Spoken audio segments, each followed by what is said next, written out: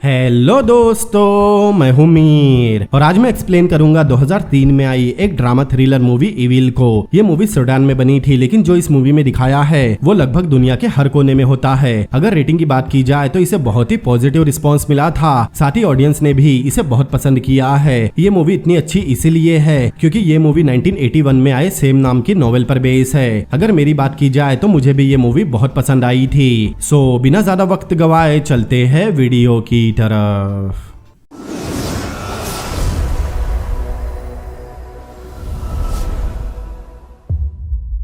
Movie की शुरुआत में हमें एरिक नाम का लड़का दिखाया जाता है। वो अपने मॉम और स्टेप फादर के साथ डिनर कर रहा था। उसका स्टेप फादर उसे ध्यान से खाना खाने कहता है, लेकिन कुछ सेकंड बाद एरिक से चम्मच गिर जाता है। अब इतनी सी बात पर उसका स्टेप फादर उसे थप्पड़ मार देता है और उसे डिनर के बाद अकेले में बात करने कहता है। बाद में हम देखते हैं सिर्फ चम्मच गिराने जैसी छोटी सी बात के लिए एरिक का स्टेप फादर उसकी कैन से पिटाई करता है। उसकी माँ इस बात को इग्नोर करके पियानो बजाने लगती है, मतलब उसका स्टेप फादर बहुत अब्यूज है। अब इस बात की भड़ास एरिक अपने स्कूल में है। वो एक लड़की को बुरी तरह मार रहा था। घर में इतना वायलेंस सहने से एरिक दूसरों को बुली किया करता था। इस मार पिटाई के बाद उसे प्रिंसिपल ऑफिस बुलाया जाता है। प्रिंसिपल उससे बात कर रहा था, लेकिन एरिक उन्हें इग्नोर किए जा रहा था। इस बात से प्रिंसिपल को और गुस्सा आ जाता है, क्योंकि ये पहली बार नहीं है जब एरिक ने किसी को बुली किया हो या मारा हो। हालांकि स्कूल के कुछ टीचर उसकी कुछ काबिलियत को लेकर उसे डिफेंड भी करते हैं, लेकिन प्रिंसिपल उसे प्योर इविल बुलाते हैं। अब उसका बिहेवियर उनके बर्दाश्त के बाहर था, इसीलिए वो उसे स्कूल से निकाल देते हैं। लेकिन एरिक को कुछ फर्क नहीं पड़ता।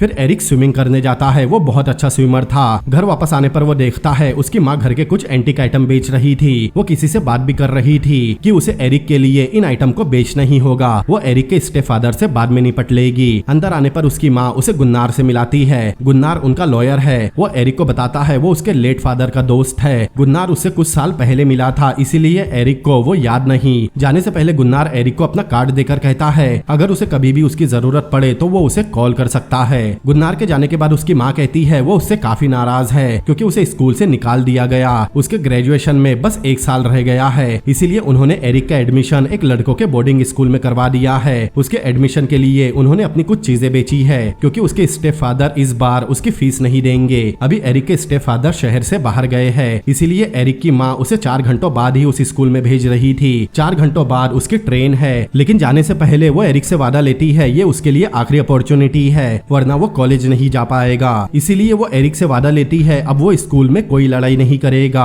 और किसी को नहीं मारेगा और अपना ग्रेजुएशन शांति से कंप्लीट करेगा। एरिक अपनी माँ से वादा करता है वो उनकी सभी बात मानेगा। थोड़ी देर बाद एरिक ट्रेन में था। उसने अपने बाल भी छोटे करवा लिए थे।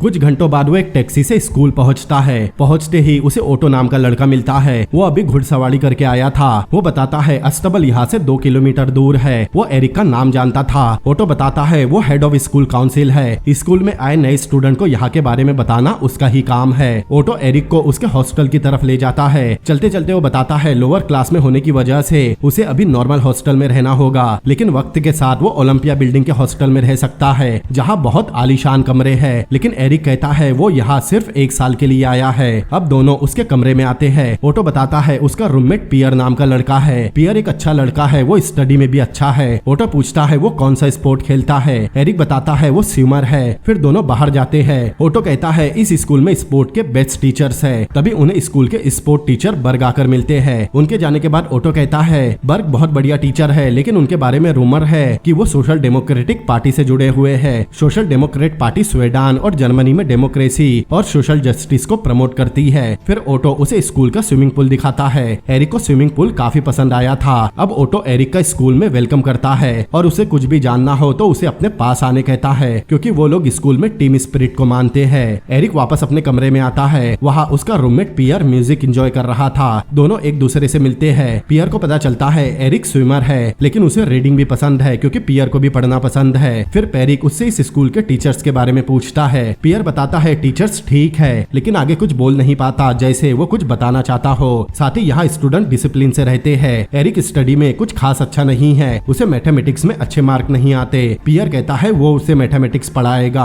अब कुछ और बात करने के बाद दोनों डिनर करने मेस में जाते हैं। पियर एरिक को दिखाता है मेस के एक ब्लॉक में हेडमास्टर और बाकी के टीचर्स बैठते हैं। नए स्टूडेंट्स को हमेशा टेबल के आखिर में बैठना पड़ता है। हर टेबल पर एक मॉनिटर और एक वॉइस मॉनिटर रहता है। उसके टेबल पर ऑटो मॉनिटर है और गुस्ताफ नाम का स्टूडेंट वॉइस मॉनिटर। पियर एरिक को एडवाइस देता है वो डिनर टेबल पर जरूरत से ज्यादा बात न करे। अब टाइम होते ही सभी प्रेयर करते हैं। प्रेयर के बाद किचन स्टाफ सभी स्टूडेंट को डिनर सर्व करती है। टेबल पर एरिक उसके सामने बैठे जोहान नाम के लड़के से मिलता है। वो बताता है हर स्कूल के अपने रूल्स होते हैं और इस स्कूल में स्टूडेंट को उनके सोशल स्टेटस के मुताबिक ट्रीट किया जाता है। तभी एरिक के साइड में बैठा लड़का कुछ बोलता है, लेकिन उसकी बात ओटो और गुस्ताफ को पसंद नहीं आती, इसीलिए वो उसे अपने पास बुलाते हैं। उसके आने पर गुस्ताफ उसके सिर पर नाइफ का हैंडल मारता है। इस बात को वहाँ बैठे टीचर्स इग्नोर कर देते हैं। दरअसल ओटो और गुस्ताफ काफी वेल्दी फैमिली से थे। उनके फैमिली का इस स्कूल पर बहुत इम्पैक्ट है। साथ ही वो स्टूडेंट काउंसिल के मेंबर भी है, जिससे उनके पास स्टूडेंट को पनिश करने की पावर है। इन सब वजहों से दोनों स्कूल में अपनी मनमानी करते हैं। वहाँ ओटो एरिक को एक इविल स्माइल देता है। डिनर के बाद एरिक, पियर और जोहान आपस में बात कर रहे थे। जोहान बताता है उस लड़के के साथ इतना बुरा भी नहीं हुआ, वो लोग उसके साथ और बुरा भी कर सकते थे। फिर पियर एरिक को स्मोक करने बुलाता है। जोहान को पढ़ाई करनी थी, इसीलिए वो चला जाता है। पियर ने एक जगह सिगरेट छुपा कर रखी थी। एरिक उसे पूछता है अगर उन्होंने ओटो और गुस्ताफ की बात नहीं मानी तब क्या होगा। पियर बताता है तब वो उन्हें वीकेंड डिटेंशन की सजा देंगे, मतलब उन्हें छुट्टियों के दिनों में क्लास में अकेले रहना होगा। साथ ही अगर वो सिगरेट पीते हुए पकड़े गए तब भी उन्हें वीकेंड डिटेंशन की सजा, यहाँ तक कि उन्हें स्कूल से निकाला भी जा सकता है। एरिक का स्कूल से निकलने का कोई इरादा नहीं, उसे अपने मार्क बढ़ाने हैं। अब पियर कहता है वो ध्यान रखे, वो किसी की नजरों में ना आए। स्कूल में एक ऑर्डिनरी स्टूडेंट बनकर रहना ही समझदारी होगी। अब वापस जाने से पहले पियर एरिक को घास चबाने कहता है ताकि उनके मुंह से सिगरेट की स्मेल ना आए। सोने से पहले एरिक पियर से पूछता है अगर वो उन्हें वापस मारे तब क्या होगा, लेकिन पियर सो चुका था। अगले दिन क्लास में एक टीचर हिस्ट्री पढ़ा रहा था। वो एरिक को सामने बुलाता है। एरिक की बॉडी लगभग परफेक्ट थी। वो टीचर कहता है जर्मन्स एरिक की ही तरह होते हैं, बिल्कुल फिट, लेकिन बाद में वो पियर को बुलाता है। हालांकि पियर क्लास का सबसे होशियार स्टूडेंट है, लेकिन वो टीचर उसकी बेइज्जती करता है कि कैसे उसका विजन कमजोर है, उसका पेट बाहर है, वो फिट नहीं है। उसके मुताबिक बाकी देशों के लोग ऐसे ही होते हैं। उसकी बातों से एरिक समझ जाता है वो टीचर एक नाजी है। लंच करते समय एरिक जोहान से पूछता है इस स्कूल में और कितने नाजी टीचर है। जोहान बताता है फिलहाल वही एक टीचर बचा है। अभी के समय यहाँ यहूदी बच्चे भी पढ़ते हैं, लेकिन 10-20 साल पहले ऐसा नहीं था, क्योंकि उस समय यहाँ नाजी टीचर बहुत थे। स्कूल की ये बात एरिक को पसंद नहीं आती। वो उस टीचर को क्रैप कहता है, लेकिन ये सुनते ही गुस्ताफ उसे अपने पास बुलाता है, लेकिन एरिक उसके पास आने से मना कर देता है। तब गुस्ताफ उसे डंस कॉर्नर में जाने कहता है। डंस कॉर्नर वो एरिया है जहाँ वो उन स्टूडेंट को रखते थे जिन्हें वो बेवकूफ समझते हैं, लेकिन एरिक वहाँ जाने से भी मना कर देता है, जबकि उसे पता है उनकी बात ना मानने के लिए उसे वीकेंड डिटेंशन की सजा मिलेगी। लेकिन अपना रुतबा कम होता हुआ देख ओटो जोहान को अपने पास बुलाता है और उसके सिर पर कांच के जग का नुकीला ढक्कन मारता है, जिससे उसके सिर से खून बहने लगता है। एक स्टाफ मेंबर उसे वहाँ से ले जाती है। इसके जरिए दोनों एरिक को ये बताना चाहते थे उसकी सजा उसके दोस्तों को मिलेगी। अब कुछ समय तक स्कूल में सब कुछ ठीक चलता है। जोहान और पियर उसके दोस्त बन गए थे। वो अपनी पढ़ाई कर रहा था। एरिक पियर के साथ काफी घुल मिल गया था। एरिक के कहने पर पियर फुटबॉल भी खेलने लगा था। एक दिन एरिक स्विमिंग पूल जाता है। वहाँ पहले से कुछ सीनियर्स थे। वो स्कूल के स्विमिंग टीम के मेंबर है, लेकिन एरिक के पूछने पर वो उसे स्विमिंग नहीं करने देते, क्योंकि इस वक्त पूल उनकी टीम के लिए रिजर्व है। अब एरिक को उस टीम में शामिल होना था। वो पूछता है यह 50 मीटर स्विमिंग का कितना रिकॉर्ड है। वो बताते हैं 29.9 सेकेंड। एरिक कहता है वो 29 सेकेंड में रेस पूरी कर देगा। ये सुनकर सब हैरान होते हैं। फिर एरिक उन्हें 29 सेकेंड में रेस पूरी करके दिखाता है, इसीलिए वो उसे अपनी टीम में ले लेते हैं। लेकिन पियर उसे स्विमिंग टीम में सेलेक्ट होने पर कांग्रेट्स नहीं करता, क्योंकि उसे पता है एरिक उन अमीर लड़कों के आगे कुछ कर नहीं पाएगा और उसने उसे ऑर्डिनरी बनकर रहने कहा था। एरिक कहता है वो ऑर्डिनरी बनकर कैसे रहता है। पियर बताता है किताबी कीड़ा और थोड़ा डरपोक बनकर, मगर एरिक उसकी बात से सहमत नहीं था। पियर कहता है सबकी नजरों में आना उसके लिए काफी बुरा साबित होगा, लेकिन ये बात उसे अभी समझ नहीं आएगी। तभी एक लड़का आकर कहता है उसे गुस्ताफ ने अपने हॉस्टल में बुलाया है। पियर कहता है उसे पता था यही होगा।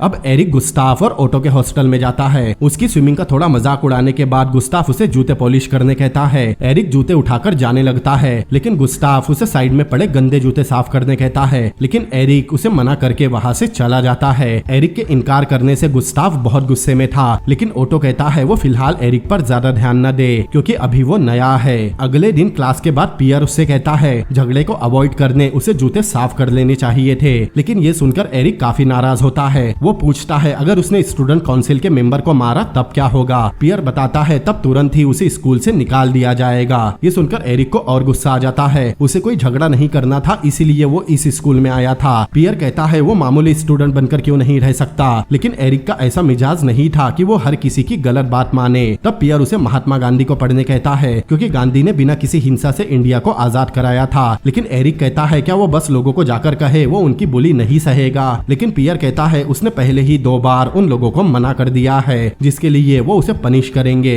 लेकिन वीकेंड डिटेंशन सहने के बाद भी वो उनके शू कभी पॉलिश नहीं करेगा। पियर के बेड की तरफ की दीवार में गांधी जी की फोटो लगी थी। तब एरिक पियर से पूछता है कि बिना मार पिटाई से ओटो और गुस्ताव को हैंडल किया जा सकता है। पियर भी उससे यही चाहता है। सोने से पहले पियर एरिक से कहता है इस स्कूल में सिर्फ एरिक ही उसका इकलौता दोस्त है। अगले दिन एक टीचर उन्हें किसी बर्ड पर लेक्चर दे रहे थे। वो काफी अच्छे टीचर है, लेकिन क्लास से बाहर निकलते ही गुस्ताव आकर एरिक से टकरा जाता है। गुस्ताव तुरंत एरिक को माफी मांगने बोलता है। तब वो सब यही भूल जाएंगे, लेकिन एरिक उससे माफी नहीं मांगता, क्योंकि इसमें उसकी कोई गलती नहीं। गुस्ताव उससे जानबूझकर आकर टकराया था, इसीलिए गुस्ताव इस बात को फाइट का चैलेंज कंसीडर कर लेता है और उसे 7 बजे रिंग में बुलाता है। फिर पियर और जोहान उसे स्कूल के मैदान में बना एक रिंग दिखाते हैं। जोहान बताता है गुस्ताव हमेशा एक लड़के के खिलाफ 2 लड़ते हैं। वो बुजदिल कभी 1 to 1 फाइट नहीं करते। जब वो मारकर उसे गिरा देंगे तब उसे रेंगते हुए रिंग से बाहर जाना होगा। एरिक पूछता है क्या वो भी उन्हें मार सकता है। जोहान बताता है वो भी उन्हें मार सकता है, लेकिन उसे मौका ही नहीं मिलेगा।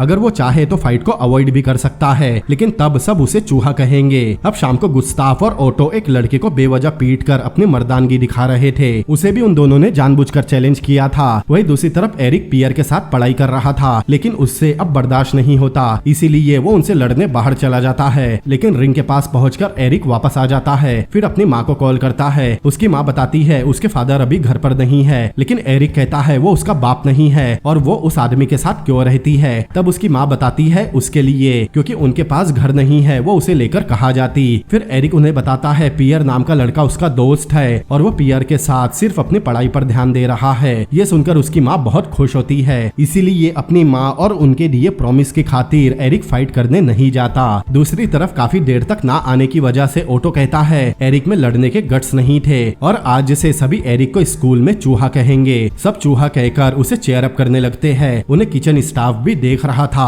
उनमें से एक मारिया नाम की लड़की भी थी। दूसरी तरफ एरिक रूम में वापस आता है। पियर बहुत खुश होता है क्योंकि उसने फाइट नहीं की। पियर उसे स्मोक करने ले जाता है। जब एरिक और पियर बाहर आते हैं, मारिया उससे कहती है उसने सही किया, लेकिन पियर उससे कहता है किचन स्टाफ से कोई भी रिश्ता रखना सख्त मना है। पता चलने पर उन्हें तुरंत ही एक्सपेल कर दिया जाएगा। अब सोने से पहले एरिक और पियर बातें कर रहे थे, तभी ओटो के साथी रूटीन चेकअप के नाम पर उनका कमरा उथल पुथल कर देते हैं। ओटो एरिक को घूर कर वापस चला जाता है। अगले दिन एरिक स्विमिंग प्रैक्टिस कर रहा था। तब स्पोर्ट टीचर बर्ग आते हैं। उन्हें पता था एरिक बहुत बढ़िया स्विमर है। वो बताते हैं क्रिसमस के पहले चैंपियनशिप होने वाली है, लेकिन उस चैंपियनशिप को वहाँ खड़े एक लड़के के फादर स्पॉन्सर करते हैं, इसीलिए हर साल वही लड़का जीतता है। लेकिन बर्ग चाहते हैं इस साल एरिक ये चैंपियनशिप जीते, लेकिन एरिक श्योर नहीं था। तब वो कहते हैं स्पोर्ट्स टीचर होने की सबसे बुरी बात यही है कि असली टैलेंट होते हुए भी वो उसे बर्बाद होता हुआ देखे। वो कहते हैं चैंपियनशिप जीतने से वो कुछ दुश्मन बना लेगा। एरिक कहता है उसने पहले ही दुश्मन बना लिए हैं, लेकिन टीचर कहते हैं इससे पहले किसी मिडिल क्लास के स्टूडेंट ने ये चैंपियनशिप नहीं जीती, इसीलिए वो चाहते हैं एरिक ये चैंपियनशिप जीते। अब एरिक अपनी पढ़ाई कर रहा था और बर्ग के साथ स्विमिंग प्रैक्टिस भी कर रहा था। साथ ही उसकी और पेरी की दोस्ती और गहरी हो गई थी। अब एक रात डिनर के बाद ओटो उन स्टूडेंट को काउंसिल मीटिंग में बुलाता है जिन्होंने उसके मुताबिक कोई गलती की है। उन स्टूडेंट के बाद वो एरिक की जगह रैट नाम लेता है, मतलब उसने सुनवाई के लिए एरिक को भी बुलाया था। शाम को एरिक स्कूल की काउंसिल मीटिंग में जाता है। उन्होंने एरिक पर उनके ऑर्डर ना फॉलो करने और जूते पॉलिश करने से मना करने के इल्जाम लगाए थे। एरिक वहाँ चेयर पर हाथ टेक कर खड़ा था। ओटो उसे सीधा खड़ा रहने कहता है, लेकिन एरिक कहता है इससे उसकी सुनवाई पर कुछ फर्क नहीं पड़ता। अब ओटो उसे सैटरडे और संडे को स्कूल के बाहर गड्ढा खोदने की सजा देता है। फिर एरिक उसे उसकी सफाई में कुछ कहने कहता है। तब एरिक कहता है गुस्ताफ ने उसे नीचा दिखाने के लिए गंदे जूते साफ करने कहा था, लेकिन ओटो उसकी बात नहीं मानता क्योंकि उसे किसी भी हालत में काउंसिल मेंबर के ऑर्डर फॉलो करने थे। इसीलिए ओटो उसे एक वीकेंड डिटेंशन की सजा देता है। एरिक कहता है वो काउंसिल मेंबर के ऑर्डर फॉलो करेगा, लेकिन कभी किसी के जूते पॉलिश नहीं करेगा। ये सुनते ही ओटो उसे 1 और हफ्ते की डिटेंशन देने के साथ माफी मांगने कहता है, लेकिन एरिक माफी मांगने से मना कर देता है। इसीलिए ओटो उसे 4 हफ्तों की detention plus under house arrest मतलब क्लास क्लास के अलावा अपने कमरे से बाहर निकलने पर पाबंदी लगा देता है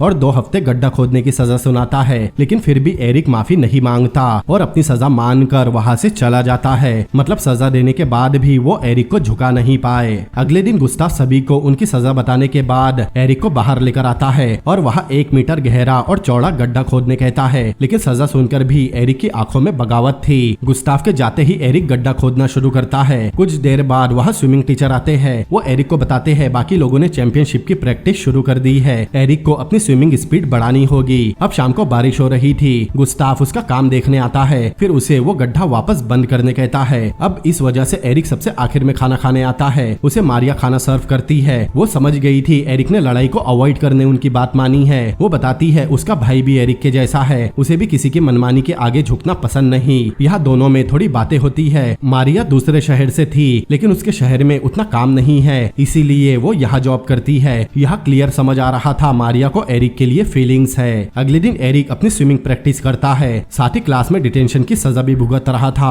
उसे वीकेंड मतलब सैटरडे संडे के दिन क्लास में अकेले बैठे रहना पड़ता है, जिससे वो डिनर करने हमेशा लेट पहुंचता। अकेला खाना खाने के बहाने वो मारिया से बातें भी किया करता। अब एक रात वो डिनर के बाद स्मोक करने जाता है, तब वहाँ अचानक मारिया आ जाती है। अब थोड़ी बात करने के बाद मारिया उसे किस करती है। अगर ये बात किसी को पता चल जाती तो एरिक और मारिया को तुरंत स्कूल से निकाल दिया जाता, लेकिन अभी दोनों को इस बात की कोई परवाह नहीं थी। अगले दिन पियर और एरिक फुटबॉल प्रैक्टिस करते हैं। प्रैक्टिस के बाद पियर उसे बताता है आज क्लोजर नाइट है, इसका मतलब आज रात काउंसिल के लोग उनके रूम में आकर कोई शरारत करते हैं। पिछली बार उन्होंने एक लड़के को इतनी ठंड में पोल से बांध दिया था। जोहान एरिक को केयरफुल रहने कहता है क्योंकि काउंसिल वाले हमेशा नए स्टूडेंट को टारगेट करते हैं, खासकर वो स्टूडेंट जो उनके खिलाफ खड़ा होता है। अब रात में एरिक रूम के दरवाजे के नीचे टेबल और उस पर किताबें रखकर दरवाजे का नॉक जाम कर देता है ताकि बाहर से दरवाजा न खुले। साथ ही हॉकी स्टिक लेकर उन्हें मारने तैयार था, लेकिन पियर कहता है वो लोग काउंसिल के मेंबर है, अगर उसने उन लोगों को मारा तो उसे एक्सपेल कर दिया जाएगा। एरिक को पता था वो उसके लिए जरूर आएंगे, इसीलिए वो पेरी को दूसरे रूम में जाने कहता है, लेकिन पियर उसके साथ ही रुकेगा।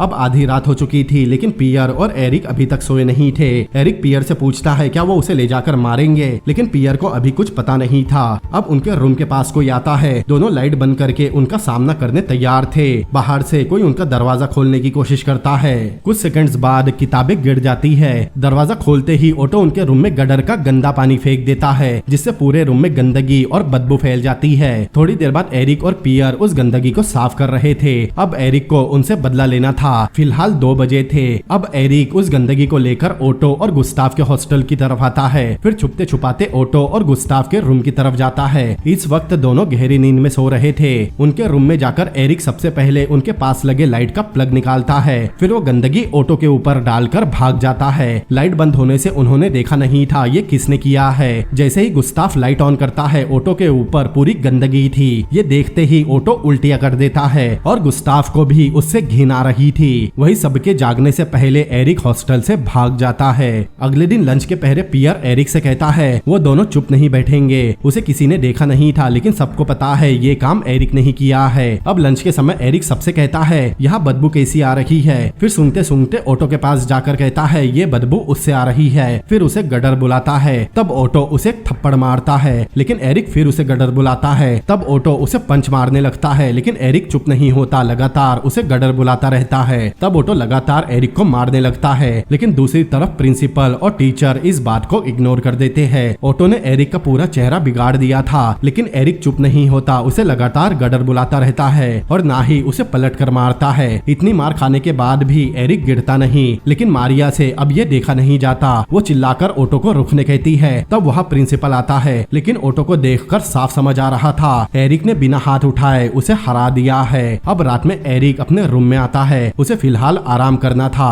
कुछ दिनों बाद वो चुपके से मारिया से मिलने जाता है और दोनों साथ में टाइम स्पेंड करते हैं। दोनों ऐसे छुप छुप के ही मिलते थे। अब कुछ और दिन बाद स्विमिंग चैंपियनशिप होती है। एरिक पहला राउंड जीत गया था। थोड़ी देर बाद उसके पास दूसरे लड़के आते हैं। उनमें से एक को ये कंपटीशन जीतना था, लेकिन उसके लिए एरिक को हारना होगा। लेकिन तभी वहाँ बर्ग आ जाता है। बर्ग उसे अपनी पूरी मेहनत करने कहता है, लेकिन एरिक को पता था यहाँ सब कुछ पहले से फिक्स है, इसीलिए बर्ग उसे सबके सामने पूरी ताकत से जीतने कहता है ताकि किसी को शक ही ना रहे। एरिक पूछता है उसके जीतने से क्या होगा। तब बर्ग कहते हैं जीतने के बाद उसे कोई हाथ नहीं लगा पाएगा, वो अनटचेबल होगा। बर्ग उससे वादा करते कहते हैं जीतने के बाद कोई उसे परेशान नहीं करेगा। अब आखिरी राउंड शुरू होता है। टाइम होते ही एरिक सबसे आखिरी में कूदता है, लेकिन फिर भी जीत जाता है। एरिक के जीत के अनाउंसमेंट होते ही सब उसके लिए तालियां बजाते हैं, लेकिन सबके रुकने के बाद अकेले ओटो ताली बजाता है। इसका साफ मतलब था उनकी दुश्मनी अभी खत्म नहीं हुई। अब क्रिसमस की छुट्टियों में एरिक अपने घर आता है। उसकी माँ एरिक को देखकर बहुत खुश होती है, लेकिन उसका स्टेप फादर नहीं। एरिक अपनी माँ को चैंपियनशिप की ट्रॉफी दिखाता है। डिनर के वक्त एरिक की माँ उसका रिजल्ट पढ़ रही थी। उसने अपने मार्क काफी इम्प्रूव किए थे,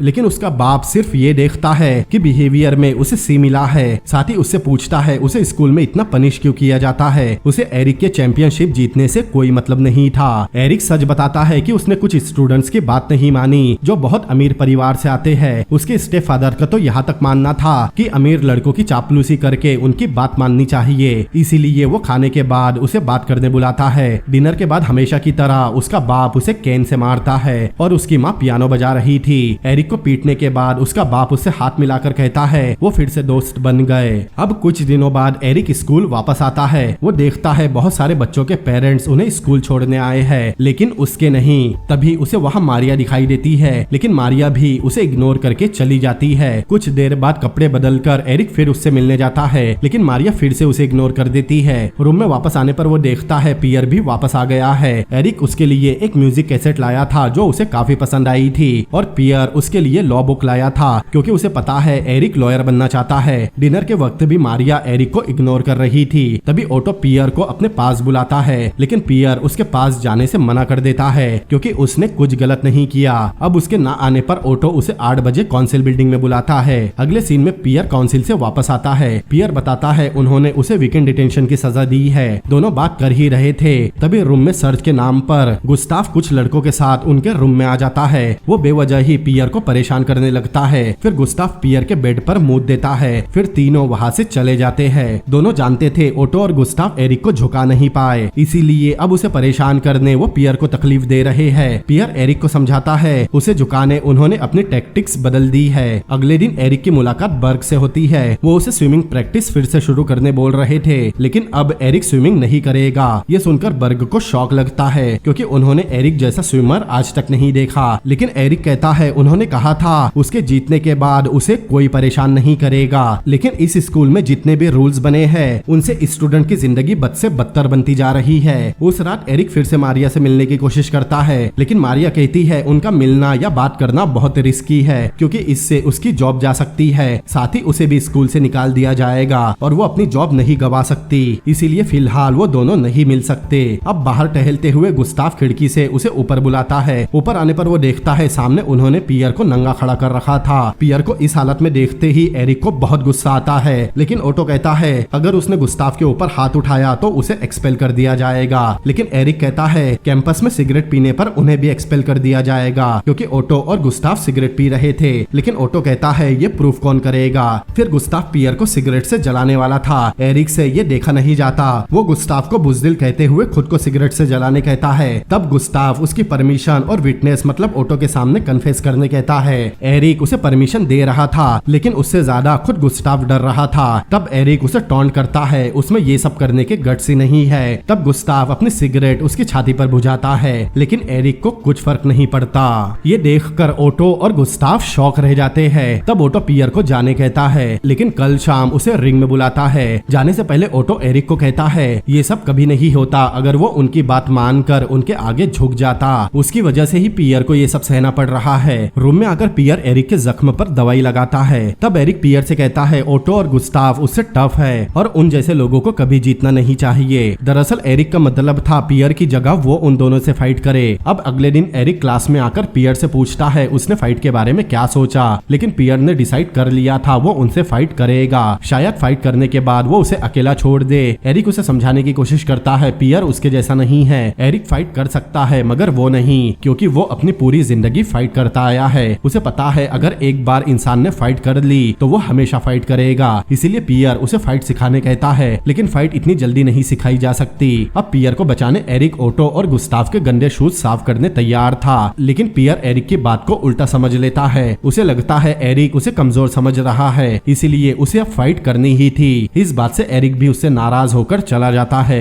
अब शाम को 7 बजे पियर रिंग में आता है। वहाँ एरिक भी था। रिंग में आते ही ओटो और गुस्ताफ पियर से खेलने लगते हैं, लेकिन पियर ओटो को एक पंच मार देता है, जिससे गुस्सा होकर ओटो और गुस्ताफ पियर को बहुत मारते हैं और एरिक कुछ नहीं कर पा रहा था। दोनों उसे लगातार मार रहे थे। तब एरिक उसे गडर कहकर बुलाता है। उसके गडर कहने पर दोनों पियर को और मारते हैं, इसीलिए एरिक चुप हो जाता है। सब लोग पियर को मार खाता हुआ देख रहे थे। फिर दोनों पियर को घुटनों पर बैठने कहते हैं, लेकिन पियर कहता है वो उनके सामने कभी घुटने नहीं टेकेगा। इतना मारने के बाद भी वो एक तरह से पियर को हरा नहीं पाए, क्योंकि उन्होंने उसे सिर्फ मारा था, उसकी हिम्मत नहीं तोड़ी। एरिक उसे रूम में ले जाकर उसका ख्याल रखता है, लेकिन उसे अपनी वीकेंड डिटेंशन की सजा भी भुगतनी थी। क्लास की तरफ जाते समय उसे गुस्ताफ रोककर पहले एक काम करने कहता है। वो उसे एक जगह ले जाकर 4 खंबे गाड़ने कहता है। एरिक उन खंबों को गाड़ता है। अब रात में उसकी डिटेंशन की सजा खत्म होती है। वो क्लास से बाहर ही निकला था, लेकिन तभी ओटो और गुस्ताफ सुअरों के झुंड बनाकर आते हैं और एरिक को पकड़ लेते हैं। वो एरिक को ले जाकर वही उन खंबों से बांध देते हैं जिन्हें सुबह उसने खुद गाड़े थे। फिर ओटो कायरों की तरह एरिक को मारने की धमकी देता है, लेकिन उसमें इतने गट्स ही नहीं थे,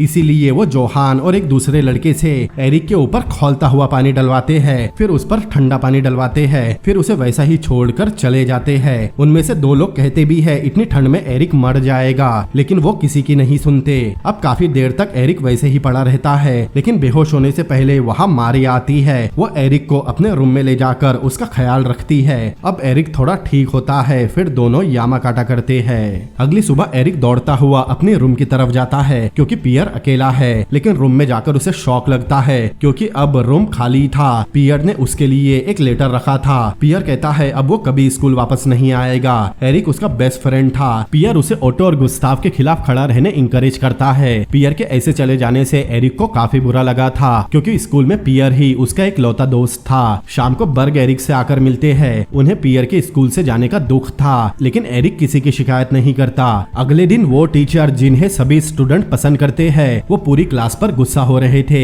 पियर बहुत अच्छा स्टूडेंट था, लेकिन इतने सारे लोगों में से कोई भी उसके साथ खड़ा नहीं हुआ। वो एरिक से कहते हैं वो तो उसका बेस्ट फ्रेंड था, फिर भी उसने पेरी को डिफेंड क्यों नहीं किया। लेकिन एरिक कहता है अगर उसने काउंसिल के लोगों पर हाथ उठाया तो उसे एक्सपेल कर दिया जाएगा। ये सुनकर उस टीचर को बहुत गुस्सा आता है। वो उनसे कहता है क्या उन लोगों के पास दिमाग नहीं है, उन्हें भी रूल के फायदे उठाने चाहिए। तब एरिक उनसे कहता है उसे समझ आ गया है उसे क्या करना है। अब क्लास के बाद एरिक गुस्ताफ को जाकर 1 घंटे में फाइट का चैलेंज देता है। उसके जाने पर गुस्ताफ बहुत खुश हो रहा था, क्योंकि वो यही चाहते थे। एरिक अपने रूम में तैयार होता है, क्योंकि अब वो उन लोगों को अपना असली चेहरा दिखाने वाला है। रिंग में पहले से बहुत सारे लोग थे। गुस्ताफ वहाँ अपने एक मोटे दोस्त के साथ था। ओटो सभी को स्पीच देता है। आखिर चूहे ने फाइट करने का फैसला कर लिया। वैसे एरिक अकेला था और वो 2 लोग थे। एरिक ओटो से पूछता है क्या वो उन लोगों को जितना चाहे मार सकता है। ओटो इसके लिए हाँ कहता है। अब एरिक गुस्ताफ से कहता है वो उसकी नाक तोड़ेगा, और दूसरे लड़के से कहता है वो उसका राइट हैंड तोड़ेगा। ये सुनकर गुस्ताफ को हंसी आती है और दूसरा लड़का उसे चिढ़ाने लगता है। अब जैसे ही फाइट शुरू होती है, एरिक मोटे लड़के के मेन पॉइंट पर किक मारता है। फिर गुस्ताफ को एक पंच में गिरा देता है। फिर एरिक उस मोटे लड़के को नी और फिर पंच मारता है, जिससे वो भी गिर जाता है। फिर वो गुस्ताफ की नाक तोड़ता है और उस लड़के का हाथ तोड़ने वाला था, लेकिन वो लड़का रेंगने लगता है। फिर एरिक उन्हें चिल्लाकर रेंगते हुए बाहर जाने कहता है। दरअसल दोनों अपने बाप के पैसे पर उड़ते थे।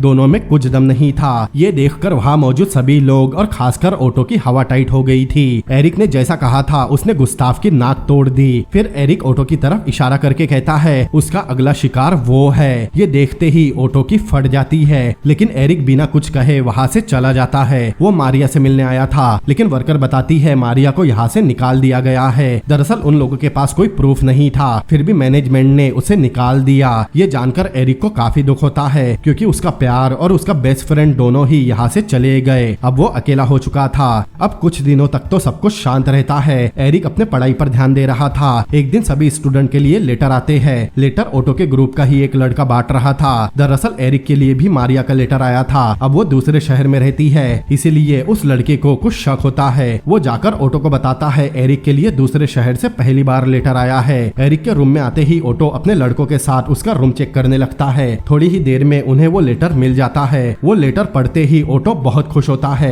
क्योंकि उसमें मारिया ने लिखा था वो बिल्कुल ठीक है और साथ ही वो प्रेग्नेंट है। उसने एरिक को आई लव यू लिखा था। अब ओटो ये लेटर प्रिंसिपल को देने वाला था, तब एरिक बस उसे देखता रहता है। अब अगली क्लास में आते ही वो टीचर उसे प्रिंसिपल के पास जाने कहता है। प्रिंसिपल के पास वो लेटर था। अब रूल तोड़ने के लिए प्रिंसिपल उसे तुरंत स्कूल से निकाल देता है। वो उसे कल 3 बजे स्कूल से जाने कहता है। उसने फिलहाल इस बारे में उसके घर पर नहीं बताया। वो चाहता था ये बात खुद एरिक अपने घर पर बताए। अब उसे स्कूल से निकाल दिया गया था, इसीलिए एरिक उससे मारिया का लेटर वापस मांगता है क्योंकि उसमें मारिया का एड्रेस है। लेकिन प्रिंसिपल उसे लेटर वापस नहीं करता। वो उस लेटर को अपने ड्रॉवर में रख देता है। फिर एरिक लंच करने मेस में आता है, लेकिन तभी ऑटो वर्कर को एरिक को खाना देने से रोक देता है क्योंकि ये खाना सिर्फ स्कूल के स्टूडेंट के लिए है। तब ऑटो उसे इविल स्माइल देता है। ये देखकर मुझे ऑटो पर बहुत गुस्सा आ रहा था। एरिक अब स्कूल में नहीं था, इसीलिए अब वो ऑटो के साथ जो चाहे कर सकता था। एरिक अपनी माँ को कॉल करता है, लेकिन उन्हें कुछ बता नहीं पाता।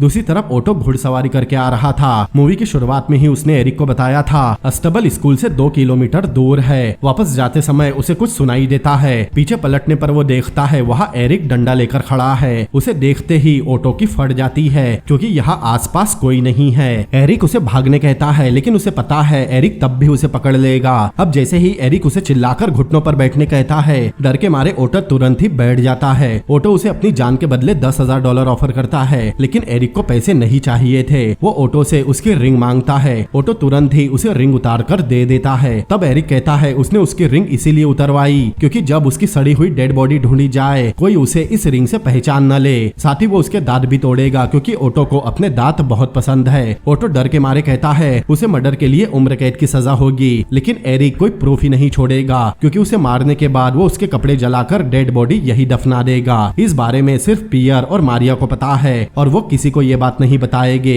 अब जैसे ही एरिक उसे मारने डंडा उठाता है, ऑटो डर के मारे वही ओमिट कर देता है। तब एरिक उससे कहता है वो उसे कभी मारने वाला ही नहीं था क्योंकि वो उसके जैसा नहीं है। वो तो उसका घमंड तोड़ना चाहता था क्योंकि अपने बाप के पैसे और उसके साथ घूमने वाले 4 कुत्तों के बिना वो कुछ नहीं है, बल्कि एक डरपोक और कायर लड़का है जो अपने लिए लड़ तक नहीं सकता। फिर एरिक वहाँ से चला जाता है और ऑटो वही कायरों की तरह रो रहा था। बाद में एरिक अपनी पैकिंग कर रहा था। उसे समझ नहीं आ रहा था क्या करे। अब थोड़ी देर बाद उसे पियर की दी हुई लॉ बुक दिखाई देती है। उस बुक को देखते ही उसे गुन्नार की याद आती है क्योंकि उसने कहा था कोई भी मुसीबत पड़ने पर एरिक उसे कॉल कर सकता है। गुन्नार का कार्ड उसके कोट में ही था। एरिक तुरंत गुन्नार को कॉल करता है। कुछ देर बाद प्रिंसिपल अपने बाकी स्टाफ के साथ ड्रिंक कर रहा था, लेकिन तभी वहाँ एरिक आता है। वो प्रिंसिपल से अपना लेटर वापस मांगता है, लेकिन प्रिंसिपल फिर भी मना कर देता है। तब एरिक लॉ की कुछ लाइन बोलता है। प्रिंसिपल को उसकी बात समझ नहीं आती। तब एरिक कहता है वो उसकी प्राइवेसी वायलेट कर रहा है। अगर कोई किसी दूसरे इंसान की पर्सनल चीज अपने पास रखता है तो स्वीडन के लॉ में ये क्राइम है। ये सुनते ही प्रिंसिपल उसे बाहर धकेलने लगता है,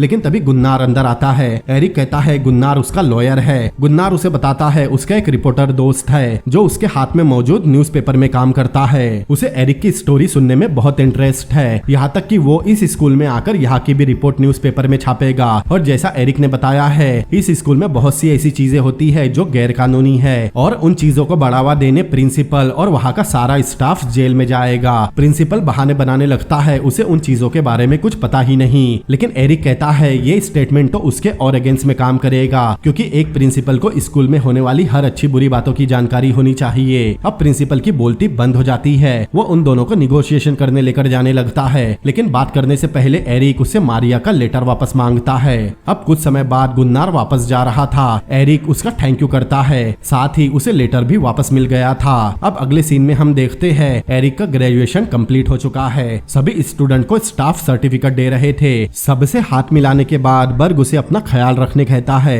एरिक ने स्कूल में होने वाले बुली कल्चर को उखाड़ फेंका था। यहाँ मुझे एक छोटी सी कमी लगी। यहाँ हमें ऑटो, गुस्ताफ और उनके साथियों को भी दिखाया जाना चाहिए था कि अब उनका क्या हाल है। खैर अब एरिक स्कूल से चला जाता है। स्कूल से निकलते ही एरिक स्कूल का बैच फेंक देता है। घर पहुंचने पर उसका स्टेप फादर अभी भी उससे नाराज था क्योंकि एरिक को जनरल बिहेवियर में अभी भी डी मिला था। साथ ही मारिया को गाली देकर वो उसके बारे में पूछता है। तब एरिक अपने बाप को उल्टा जवाब देता है मारिया भी उसकी तरह ही एक वेटर है क्योंकि वो भी एक होटल में मैनेजर है, इसीलिए वो डिनर के बाद एरिक से बात करने कहता है। लेकिन तब एरिक लगातार उसे घूर रहा था। अब एरिक के घूरने से उसका स्टेप फादर गुस्से में चिल्लाने लगता है और उसे मारने केन लाने जाता है। तब एरिक अपनी माँ की तरफ देखता है लेकिन वो कुछ नहीं करती। तब एरिक अपने बाप के पास जाता है। उसकी माँ उसे रोक रही थी और उसका स्टेप फादर उसकी माँ पर चिल्ला रहा था, लेकिन तब एरिक चिल्लाकर उसे चुप कराता है। फिर कहता है आधे घंटे में वो हॉस्पिटल में होगा क्योंकि उसकी नाक और हाथ टूटा हुआ होगा। वो किसी को बता भी नहीं पाएगा उसे एरिक ने मारा है। है अगर उसने पुलिस को बताया तो पुलिस को ये भी पता चल जाएगा वो उनके साथ क्या क्या करता था, तब उल्टा उसे ही जेल होगी। अगर उसने पुलिस को नहीं भी बताया तब भी एरिक उसके मरने तक उसे मारता रहेगा। ये सुनकर उसके स्टेप फादर की फट जाती है। वो अपनी माँ से कहता है वो फिक्र न करे, अब ये दोबारा नहीं होगा। फिर वो अपने स्टेप फादर के साथ वही करता है जो वो उसके साथ करता था, लेकिन ये सीन यही कट हो जाता है।